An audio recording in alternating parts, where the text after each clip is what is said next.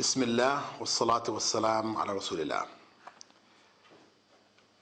All praise is due to Allah, and may Allah's peace and blessings be on the last messenger of Allah. Dear viewers, we'd like to respond to the Dispatches program which was aired on Channel 4 in the UK on the 15th of this month. This program claimed to expose Wahhabi teachings and those who were propagating it in the UK, as well as Saudi Arabian connections.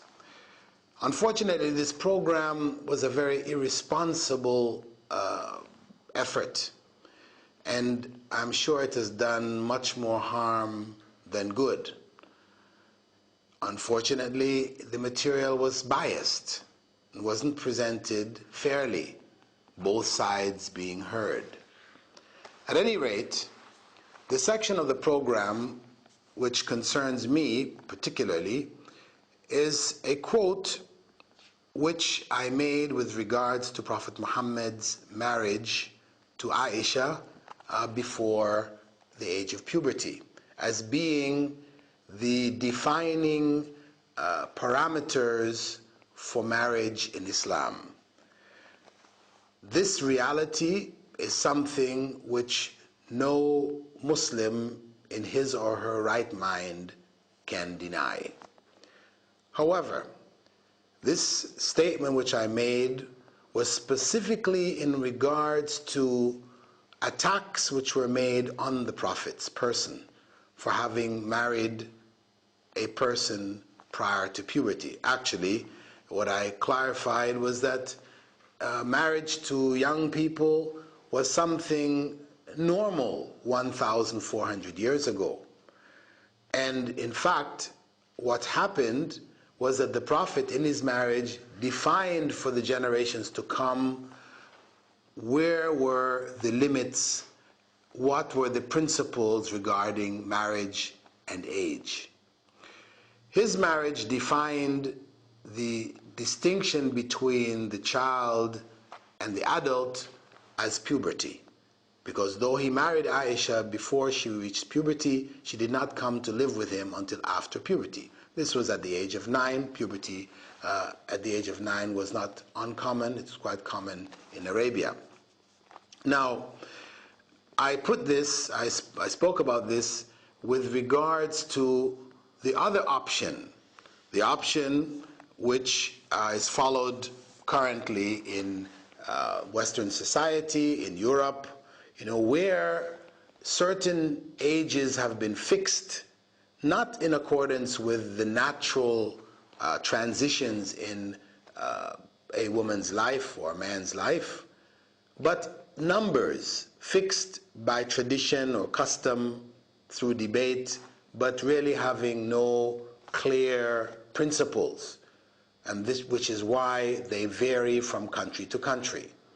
So while in Holland the minimum age for consensual sex, and this is not marriage, of course in Islam there is no such thing as consensual sex outside of marriage, but Western society has chosen to accept consensual sex outside of marriage. The law in Holland is 12 years. A male or female may have sexual relations with somebody older than them, and it's considered to be legal at the age of 12. In Italy, it is 14. In France, it is 15. In Germany, it is 16. And in Ireland, it is 17. And in the UK, it is 18. 18 is for homosexual consensual sex. Heterosexual consensual sex is 16. So we say these numbers are very artificial. So what may be considered pedophilia in one country is considered to be legal sex in another country. So there's confusion here. What I pointed out was that Islam clearly defines for us the parameters. Puberty is the transitional point. This is the natural dividing line. This is when a woman can now conceive. This is when a man, a young man, can produce the sperm, which is a part of the conceptional process. So this, as I said, Muslims should not feel shy about, shouldn't feel, in any way compromised. This is the natural parameter set by Islamic law, and it will stand for all times. However, I did point out, and I have always pointed out, that Muslims living in non-Muslim countries are obliged to follow the laws of those countries. So if the minimum age is 16 in Britain for consensual sex, and it is accepted for marriage, the age may not be 16 for marriage, but consensual sex, there's a distinction made, then they are obliged, Muslims living in England, obliged to follow those laws. If they don't agree with them, if they want to change them, then it should be done through due legal process. If they can't do it, and they're not satisfied, and they prefer to be able to practice the marriage laws as permitted within Islamic Sharia, then the next option is to emigrate. I do not promote the breaking of the laws of the society in which they live. The second point, which was mentioned in the letter sent to me by Andrew Smith, who headed the dispatches program, and I did respond to the first point, but when it was shown, it was only my saying, according to them, that it was out of context. But obviously, as you have heard, there is much more to it. The second point was that because the research is on Wahhabism as being taught, according to them, from the universities of Saudi Arabia, they asked me to confirm that, in fact, I was trained in the Islamic University in Medina, trained in my Islam there. And I pointed out to them in my response, my written response to them, that yes, I studied Islam, and if you want to call it trained, yes, I was trained in Islam in Saudi Arabia in the Medina University, but I was also trained in Islam for my PhD at Wales University in the UK. So if you're going to mention one, mention the other. If you're going to imply that that training implies that I've now got a mindset, then also put that same principle, apply the same principle for my studies in the UK, where my mindset would also be formed. These are the main 2 points that concerned me in particular.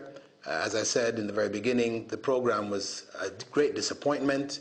It stirs up ill feelings, and it involves a lot of very shoddy reporting, claiming that they were getting undercover information, which is available on CDs in the streets, not really anything secretive.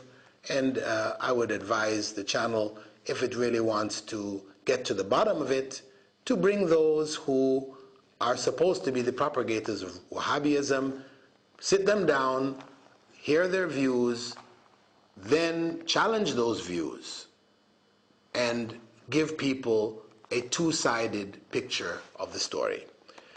With that, I'd like to thank you for taking the time to see my response, and I hope that it goes some way towards clarifying the confusion and the doubts which may have come from the dispatches program from Channel 4. Assalamu alaikum wa rahmatullahi wa barakatuh.